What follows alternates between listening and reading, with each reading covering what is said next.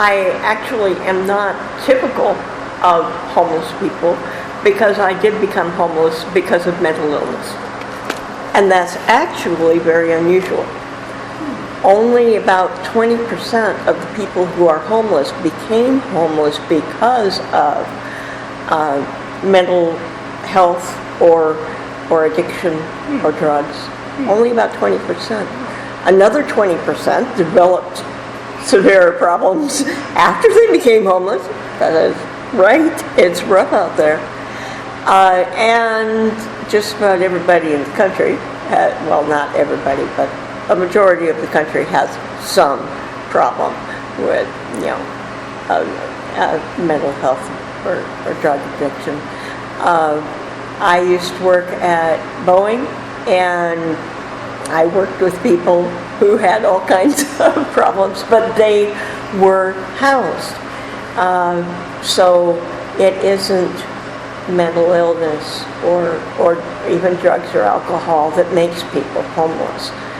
Homelessness is a hole in the sidewalk that's been created by the economic system, and personal problems make it more likely for you to fall into it. And I fell into it because of at the end of a very long depression, and finally got diagnosed as bipolar. That I've had bipolar disorder all my life. For most of my life, during the times when I was suffering what they called burnout, what I called burnout at that time, I would just couch surf. It was in 1995 when I was 45 years old that I ran out of couches. I had been, for much of my life, I was a computer programmer analyst. At one time, when I was working for Boeing, I was making $45,000 a year. And that was back in the 80s when that was really good money. But as the erratic work history built up, it got harder and harder to get back to work when I came out of depression. And so, I could only get very, office clerk jobs or something like that when I came out of depression. And I also have ADD, which makes it physically impossible to do boring things. And you give me a challenge, I'm a genius. You make me file papers, I'm an idiot.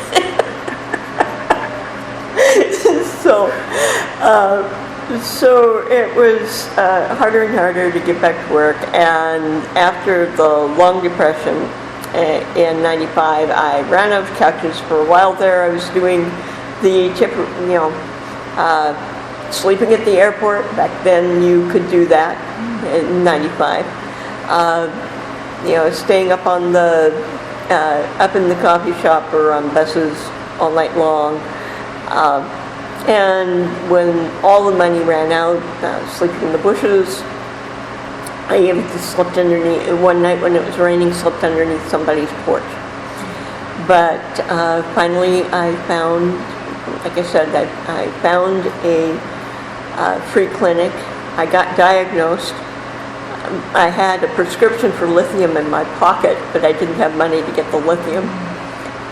And I did find my way to Angeline's, which at that time was the only day center for homeless women in Seattle. And God bless them, they gave me a pile of references, a pile of paper an inch thick for, references to everything from food banks to housing, and pointed me to a phone. Now I'm just coming out of depression. I can't do anything with this. But that night, one of the women walked me the 2 blocks down to Noel House, which was at that time the only night shelter for homeless women in Seattle.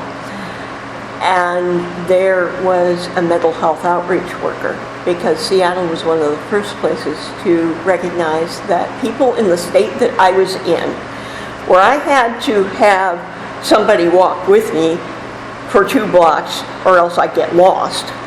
I wasn't going to find the mental health office. I was going to find a mental health worker unless they came to me. And she managed to get me my lithium and get me onto disability, and within 4 months got me into housing. After I'd been taking the lithium just for a few days, I couldn't stand being looked after by staff people one more night. I wanted to be an adult again. And I found the self-managed shelter network run by an organization called Share and Wheel. It's homeless and formerly homeless people organizing their own shelters and other survival resources, and also doing a lot of political work. And for long-range social changes, it's necessary to end homelessness. And I got involved with that. And even on lithium, my carburetor runs a little high. So I got very involved with that. And I got into a self-managed shelter, and I started helping to open up new shelters and transitional housing, and even permanent housing, and tent cities and everything. And I also got involved with, at that time there was a homeless art gallery at 2nd and Bell. I got involved with that. I met Dr. Wes Browning there, who writes for Real Change, and he got me involved in Real Change. And so I started a writing workshop there at Real Change and got him involved in that. And eventually we got married. Yeah. And so I was actually very, very active for a while before I finally got into housing, and I've stayed active since then. During the time that I was still homeless, I was running around to more meetings than I ever had to do when I was at Boeing, and never had time to go to all of the meal any of the meal programs, because they're all scattered all over the city. But wherever you go, you can find donuts or bagels and coffee. So I ate pretty much bagels and coffee all day long until I'd get to shelter at night, and there I'd have a meal. And when I finally got into housing, it was 6 months before I could look at a donut or a bagel. And the first time I finally had a bagel again, I said, "Oh, that's what it's supposed to taste like." Because I've been eating week-old bagels for all the time that I was homeless. Yeah. I really, the things, I got used to a lot of things while I was homeless. I'd carry around cheese in my pack, sacks, because cheese, really, cheese can last a long time without refrigeration. The texture gets kind of funky, but it doesn't rot fast. And wherever I went, wherever there was food, I'd stick a little bit in my pack. And to this day, I got into housing in February of '96, and to this day, whenever there's food, like right now, I've got a package of food from the lunch today. I got plenty of food at home, but it's just automatic habit to get into.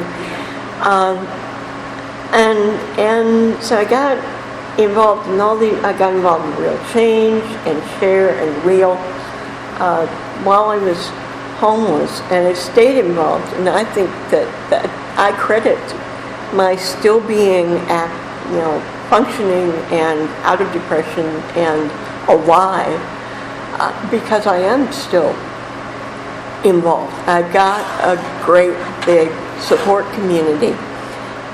I know one of my heartbreaks is how many people get into housing and die within weeks or months. Or they get into housing and then they drop back out of it. And one of the reasons is that they get isolated. You've been in a shelter, you've been surrounded by people. You can stay awake at night and count all the snores and identify every single one of them. And then all of a sudden you're alone in your own little room. And of course, it's wonderful at first. You know, you can dance around naked and cook your own food and listen to silence. But then you're alone up there, and nobody can visit you unless they have ID, that they can present at the front desk.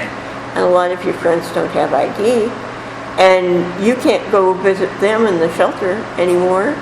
And there are a lot of the meal programs that you can't go to because they know that now you have housing. You're supposed to go home and eat. Yeah. So a lot of people get isolated up in their little room. And if that had happened to me, I would have gone back into depression. I got my housing before I got married, so I wouldn't have had, and even now, if Wes was the only social support I have, I don't think our marriage would make it. Lots wouldn't make it. Yeah. So, if I'd been isolated, I would have gone back into depression. I would have forgotten to fill out my paperwork and forgotten to pay my rent and ended up homeless again, and I'd be dead by now. One of the things that I do with WHEEL, the Homeless Women's Organization that I'm a member of, homeless and formerly homeless women, one of the things that we do is stand a woman in black vigil whenever somebody homeless dies outside or by violence anywhere in King County. And out of that, we also created a Homeless Remembrance Project for more permanent places. We have a Tree of Life, the abstract tree sculpture down in Victor Steinberg Park that has cutout leaves. And we have bronze leaves of remembrance with names and dates on them and sidewalks all around the area. And those, some of my friends are on those leaves. And if I didn't have that network, I'd be on one of those leaves. When we first started standing the vigils, I was afraid that standing all those vigils, and sometimes there are a lot of them, would put me back into depression. But I found that staying home would put me back into depression. That being able to stand there with friends and share the grief and feel like I was doing something to push back, that keeps me out of depression. We're doing something, we keep doing something to push back.